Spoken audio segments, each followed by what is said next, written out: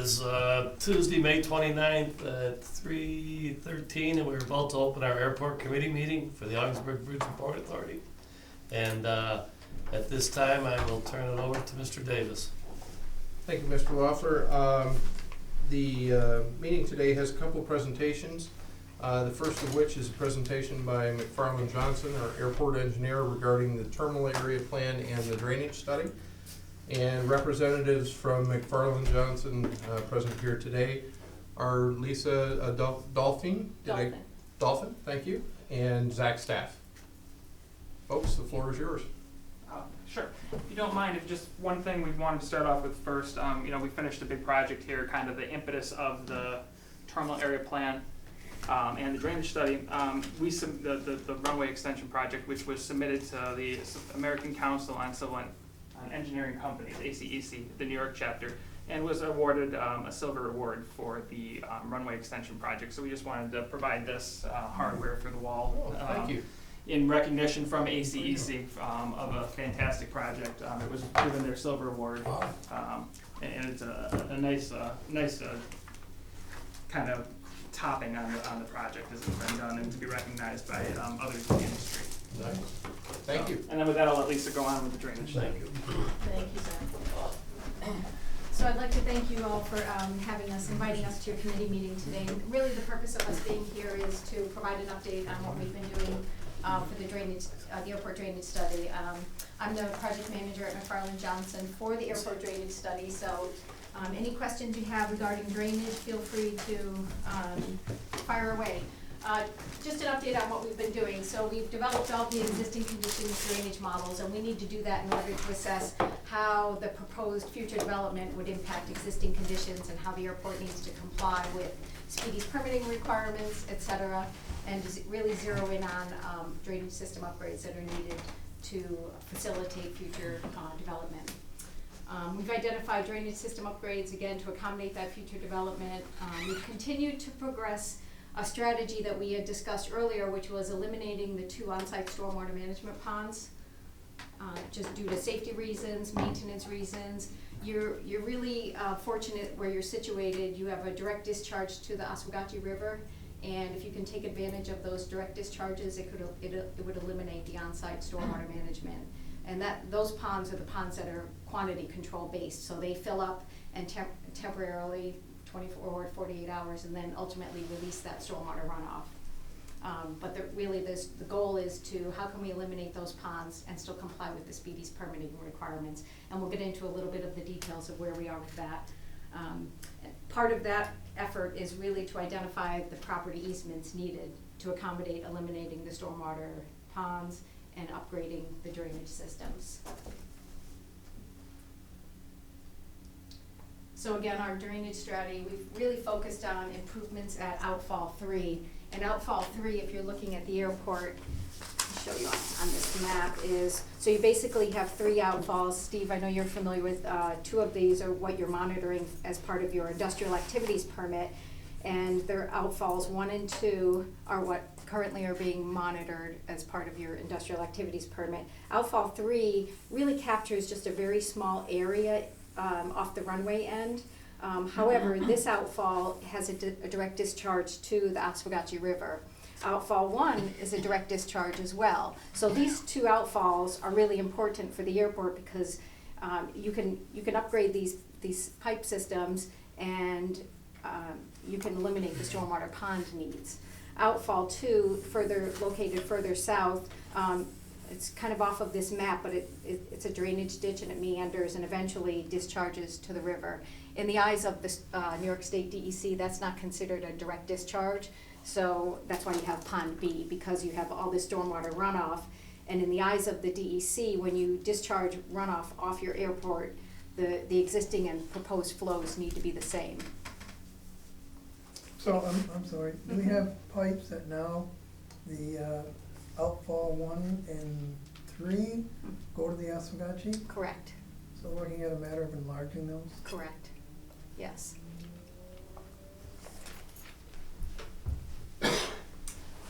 Again, outfall 1 has challenges with the existing drainage easement. And as we dug deeper into this, on your ALP,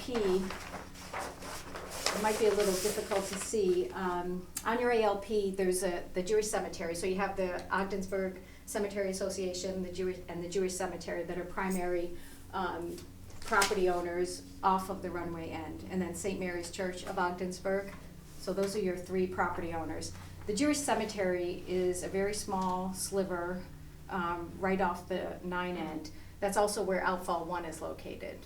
And within the Jewish cemetery, there is a 15-foot wide easement that's shown on the ALP. However, when we obtained updated survey as part of this project, and the drainage system, Outfall 1, the piping that's actually underground in that area is not within the easement. It's just within the Jewish cemetery property boundary. So there's an easement and nothing, it's not clear to us just yet what exactly, what was it intended for drainage. It's noted as a drainage easement, but there's not drainage currently within that easement area. So we have additional work to do to identify, to do some research with property information, and perhaps the next phase of this project where we can actually get a meets and bounds property survey. Is that an issue? Well, it's limiting, or it's an issue in terms of it limits what your options are. So for instance, Outfall 1, ideally, you would probably want to just keep it and not do anything with it. It appears, based on the mapping that we have, you know, it's under act plots, so there are headstones above where that piping is shown. So you know, you may want to just maintain Outfall 1 and then go other places, and that's what we've looked at. What we've said is, all right, Outfall 1 looks like it's going to open up a lot of other issues for you in terms of. Stay away from that one. Yeah, so let's stay away from it. So what we did is we started looking at Outfall 3. I have nothing to do with it. And again, back to, Yeah. so we really I'm thinking focused on the Outfall. headstones are on the side, and right down the middle is where there's nothing but Yeah, the road. it was surprising to us to see that. So we've really focused on Outfall 3. Outfall 2, again, I'll go back to, in the eyes of the DEC, it's not a direct discharge. And all that means is that, you know, you have to maintain those pre and post peak flows, so you can't take advantage of eliminating stormwater management with that outfall. I want to go back to something just to make sure I'm clear on something. If it's a direct discharge to the Oswegatchie, there are no flow rates or anything that need to be associated with that. Is that my understanding correct? Correct. Okay. So. But if it's a DEC secondary discharge, then in layman's terms, the amount that you have outflowing has to be the same before and after whatever activity you're doing. Correct, Okay, yes. gotcha. So those outfalls literally are on the bank of the Oswegatchie. That is, the water's not going anywhere else other than directly into the river at that Gotcha. point. And the rules are, it has to be a 5th order or larger stream. The Oswegatchie's at this location is actually a 6th order stream. Does that create any potential problems for us with it being a direct discharge, because now it's more hydrologically connected to the river than the secondary one? Or No. I guess my question is there Corps involvement in anything that you have to do with a direct discharge that you wouldn't with a secondary? No, it's not, the Corps wouldn't be involved because of a discharge issue. That's all DEC. The That's Corps all would be DEC. involved Okay. with any disturbance for the bed and banks. So there Gotcha. may be permitting requirements by the Corps, but just for replacing. Just for where it exits out into the Exactly, river? yes. Okay. The Corps may want to get involved when you're disturbing the bed and banks. We may recommend putting a flap gate at that outfall if it gets replaced, so that there's not any backwater. When you have higher water elevations, you don't experience flooding on airport property.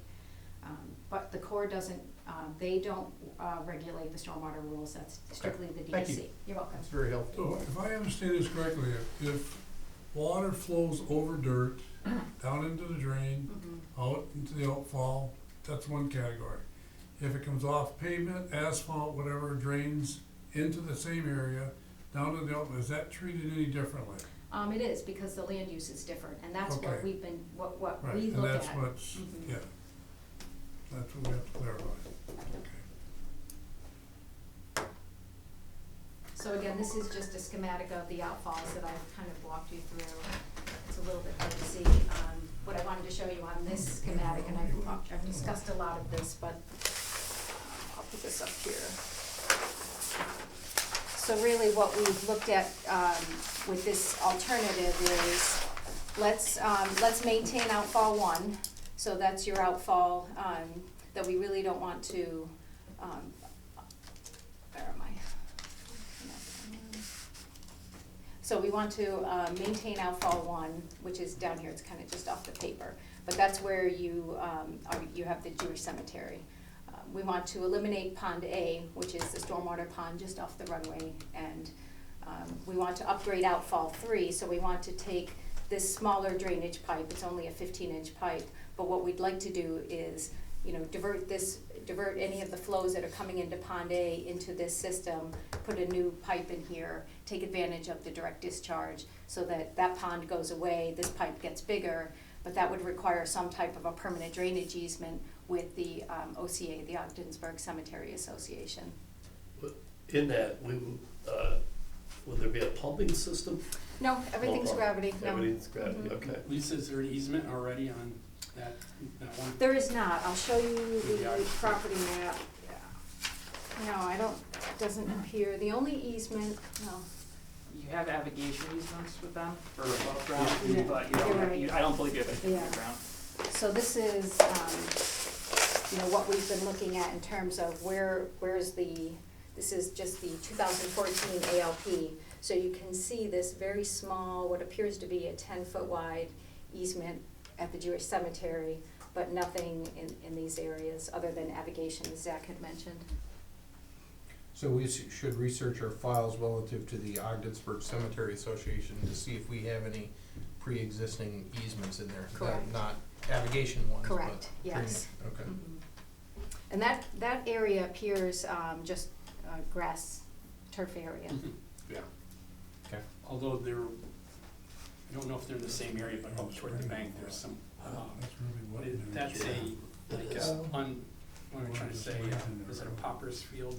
Yeah. Potter's Field, Yeah. yeah. Potter's, yeah, there are some stones buried, but I don't think they're in that, they would be to the south of there. Okay, But I don't know the whole history of that property. It doesn't, it looks all grassy, but I have noticed some by There are the, some grave sites. right by the river's edge. Yeah, Mhm. yeah. And you can see where it's kind of eroded away and they've kind of tipped in. it is, yes, Yeah, yep. okay. Yeah, so we have a little bit more work to do on our end to get out there. We have some photo documentation. We were out there about a year ago, looking at that area. And Wade and I have talked about, what we'd like to do is get a meeting with the OCA. Just so they know what's kind of on the radar with, airport development. Again, this is just another alternative of what we've looked at. It's hard to see on that. Josh Burns.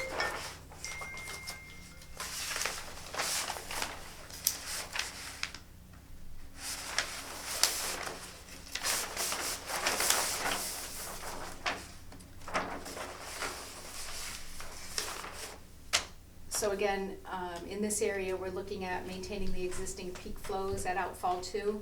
So now you have outfall 2, which is the southernmost area where you don't have a direct discharge because this meanders and there's a large property down here until it actually gets into the stream. So what we are proposing is eliminating Pond B, which again was just installed up near the AWAS. So taking that pond out, keeping the flows, maintaining existing flows at this location and diverting that stormwater runoff and piping it up to outfall 3, where we would again, look to upsize that pipe, increase the size of the pipe, and secure a drainage easement with the OCA. So you can do that, you can divert flows from, one to Mhm. another, it's not a problem. No. Why don't we wanna go the other way, into the St. Mary's Cemetery? To the south on this end, Yeah. because you don't have a direct Distance? discharge. Oh, Well, okay. you'd have to pipe it, so you can't keep you couldn't keep an open channel unless you were to get an easement for that whole, and it's almost 2,000 feet actually, area. So we looked at, would you want to go underground and pipe it, and this is very flat, so this grade actually, Makes it easier. yeah, it makes it easier. You said on that line, would you have any catch basins or anything along that new line Yeah. across there to pick up any, Yes, any kind of, so you wanna be on, obviously on the airport right of way, so outside of, the roadway right of way. We'd add a junction here, so we know we have we would still maintain that, so we'd have some you type could of a pick junction. off a lot of runoff in that, GA side. Mhm.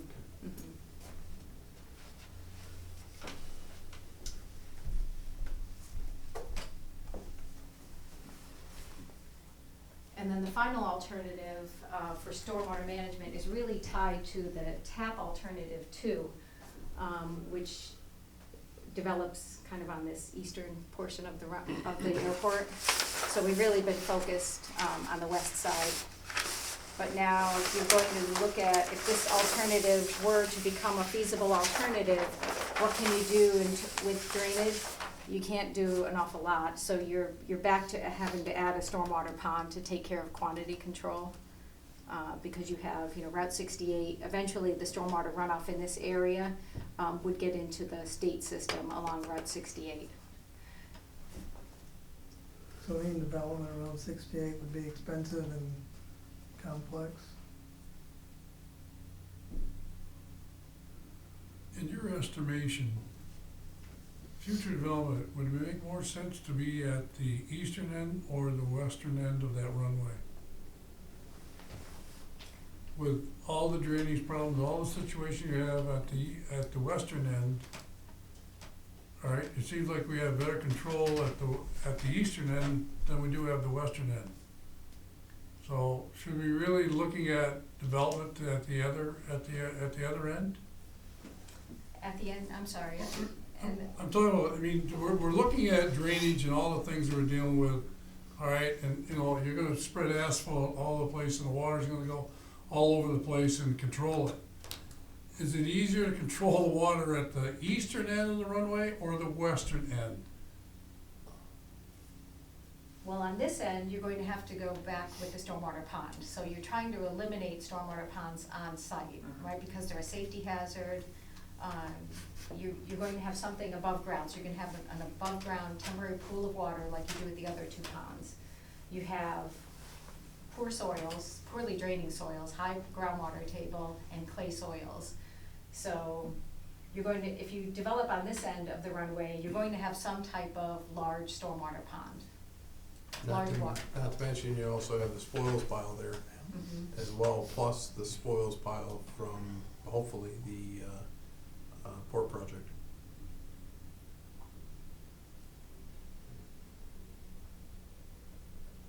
So that pretty much eliminates that option. And you still have to do the I drainage. don't know, I'm just saying to make And the you still have- right yes. choice. Yeah, because remember that alternative looks like this. So let me ask my stupid question of the day. I hate to ask it this early, but Sure.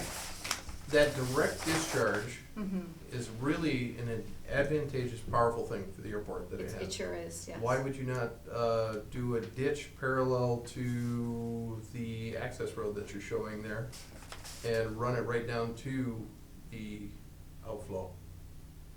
3. The drainage boundary in that area actually breaks, so Oh, you're, does it? I think you'd probably be very deep by the time you ended all the ways. I don't believe that's a Okay. feasible alternative. And I can show you, Isn't there have a lot of maps. more water up in this area, up in here, down by, You're right, because it comes out, runs out beside the shop that's there. Yeah, you're really, there's kind of a break here, so that water, there's actually Okay. a small tributary that you Yeah. can see. And everything kind of in this area wants, naturally wants to drain to the west. goes back by Okay. the Family Dollar or Dollar General or one of those. Yeah, I have. Yeah, it goes down into Tibbetts Creek there. That's where it finds its way to. I can show you a map way that will kind of give you a better. No, that's fine. I was just curious. So that's everything I have for the drainage update. Are there any questions? Are we on schedule? We are on schedule, yes. Okay. Everything's go. Mhm. On schedule as far as, In terms of preparing like a draft drainage study, so we'll prepare a draft drainage report of what we've determined to date. And then our next steps are really, we're going to, we have a meeting in mid-June with the DEC and the DOT to discuss our strategy with stormwater management and taking advantage of the fifth order stream or greater waiver, and discussing access locations with the DOT. You have a design project duration of 8 months. What does that mean? The drainage study was intended to be completed in 8 months, so we'll have an early summer draft report, basically summarizing where we are today. Once we have a chosen TAP alternative, then we'll look at the alternatives that we've talked about today a little bit further, just to zero in on the particular alternative. Right now, we're looking at all three, so we're looking at worst case scenario. But you know, if this alternative goes away, this alternative with development down, you know, on the eastern end, then we wouldn't look at sizing a stormwater pond for this area. If this becomes the chosen alternative, then we need. So to reduce that 8 months to something less, if we eliminate options, does that move that date quicker? No, we're still on track to meet I believe a December final drainage study, December 2018.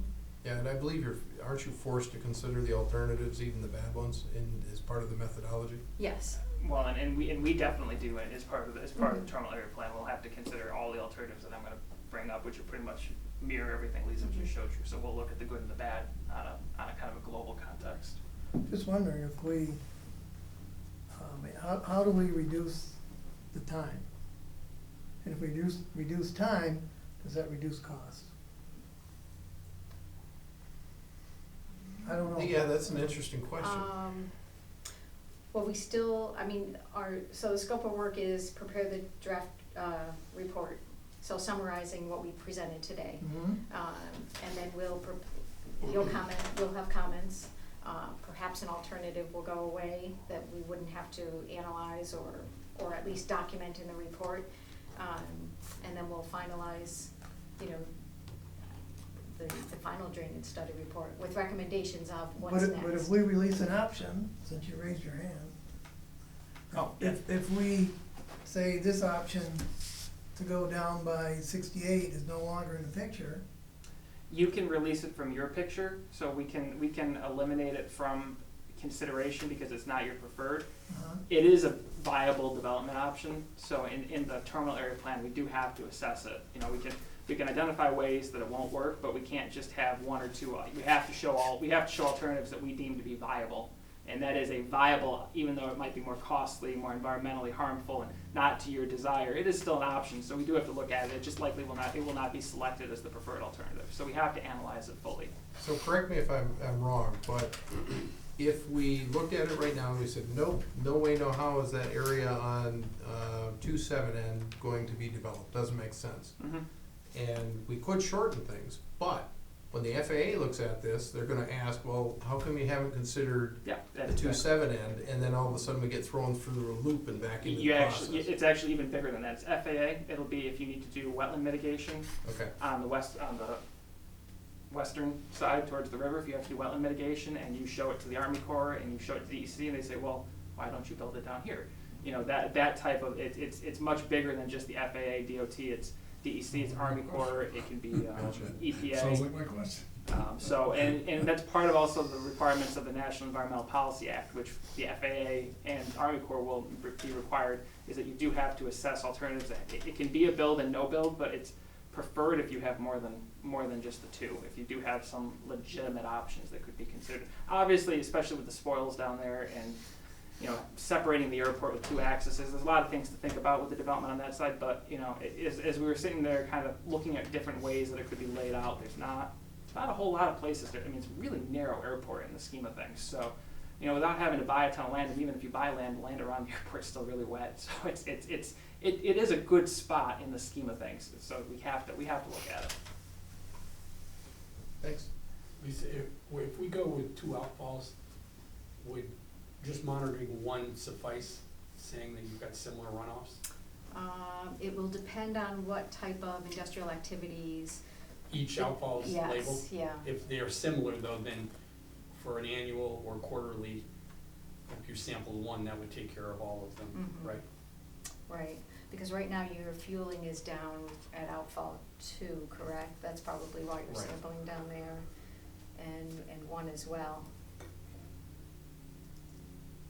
Yeah, that's a good question, because you're. It'll depend, I know, I Yeah, it will understand, I just, depend. but if they're similar, we can get away Mhm. with just taking care of, one covers all of them, Mhm. okay?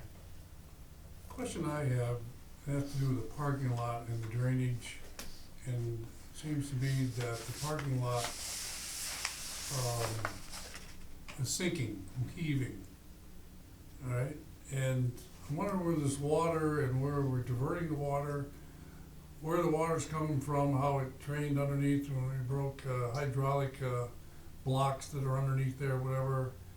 It seems to me that something's really wrong somewhere where the water's going where it shouldn't be going, and have some level of control on it. Is that an issue of what is being labeled here also? Because if we don't take care of that problem, then we're gonna take care of another problem. We may be,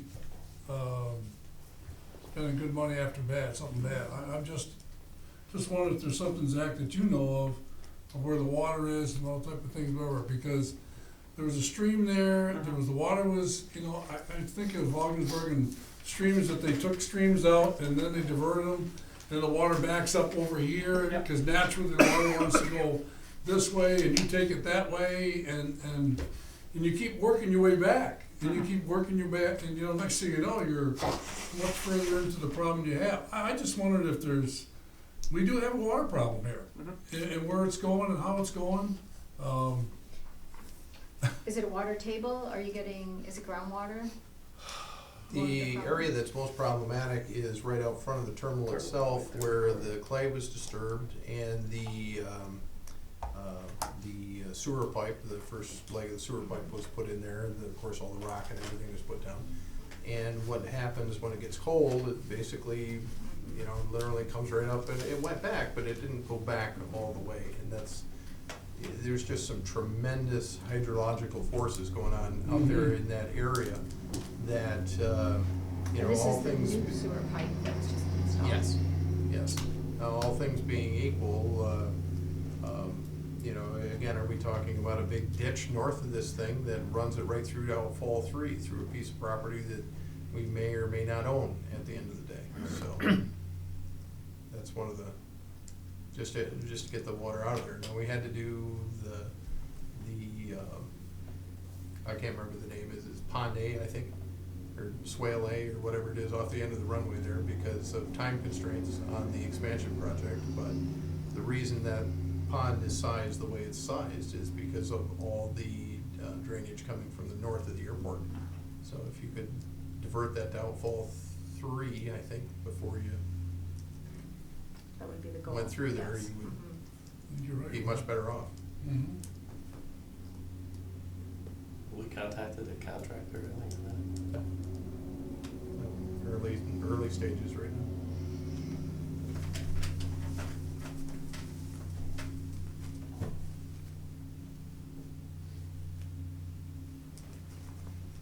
Interesting stuff.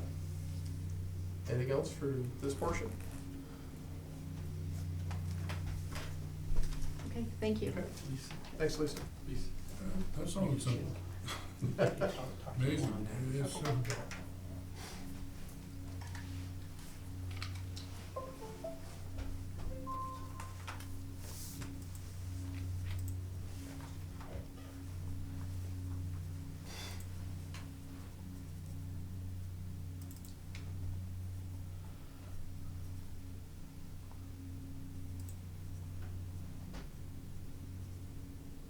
Can I go, guys? Okay. Absolutely. All right. So the other half, we may have kind of gone a little bit out of order here, but the other half of what we're working on is a terminal area plan update to reflect the new realities of the terminal area out there today, based on what was identified and studied in the master plan that was completed back in 2015. So just kind of, right now we're in phase 2 of the terminal area plan. We have two key tasks in phase 2. The first is to review and consider the terminal area facility requirements. So that's, in kind of simple terms, it's taking a look at the forecast we developed and identifying, using FAA documentation and industry documentation, identifying exactly what facilities you need to accommodate the operations and employments we forecasted in earlier phases. Just kind of to backtrack a little bit to where we were last time we were up here. We think the forecasts for employments are probably pretty accurate to where they should be long term. We do show some growth in your EAS carrier. We think the Allegiant employments or low cost carrier employments are about right, but we think that your essential air service employments were low long term. We think that the changes in the market for essential air service will drive to larger aircraft eventually, likely something going from your 9-seaters today, maybe up to a 34-seater in the interim, and then up to a 50-seat regional jet in the ultimate. We're seeing that more and more across the country. Cape Air is being replaced by, you have cities going from a 9-seater 4 or 5 times a day to a 50-seat regional jet twice a day. May not, it will definitely increase the employments, but a bigger factor really is choke point, because instead of having 9 people coming through at once, you have 50 people coming through at once. I know you guys have that today with Allegiant and 150 coming through, 170 coming through, but if you were to time, and you say it won't happen, but it will happen obviously, is that you'll have 2 Allegiant planes on the ground and a 50-seat regional jet. So how do you accommodate all of that traffic at once? So that's kind of what we're looking at in the facility requirements, and I'll go through some of the kind of key findings of those facility requirements in a minute. And then we move into the terminal area alternatives. We had laid out some draft alternatives when we were here in March, just kind of some very conceptual. We haven't really changed them much. We really do feel as though those are good alternatives. There's a few tweaks we can make. I know the authorities attorney had some comments regarding some land acquisition we can address. But in the end, we do feel as though it does show various types of airline, commercial service terminal layouts, as well as general aviation layouts. Kind of what I want to get out of today is, I kind of want to go through them again. I know Lisa's kind of gone through them a little bit, but I just kind of want to go through them with you with a little bit of detail, see what you like, see what you don't like, and hopefully come up maybe with a little bit of consensus so that we can move forward with the study.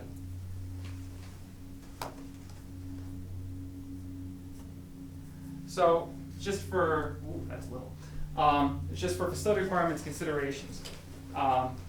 We looked at peaking schedule, and we took a look and we assumed that by 2028 there would be 2 A320s and a CRJ 200, so a 50-seat regional jet, on the ground at the same time. That would be a peak moment, a peak period of the day.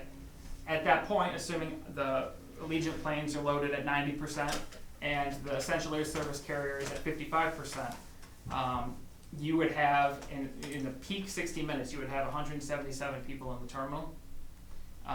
In the 90-minute peak, you would have 292 people entering the terminal. That doesn't even include the people exiting. So that's just the peak people boarding. So you could have upwards of 600 people maneuvering through that terminal within a 90-minute period. So that we use a lot of this, the peaking, to help assess parking volume, curb frontage, as well as queue rates through TSA.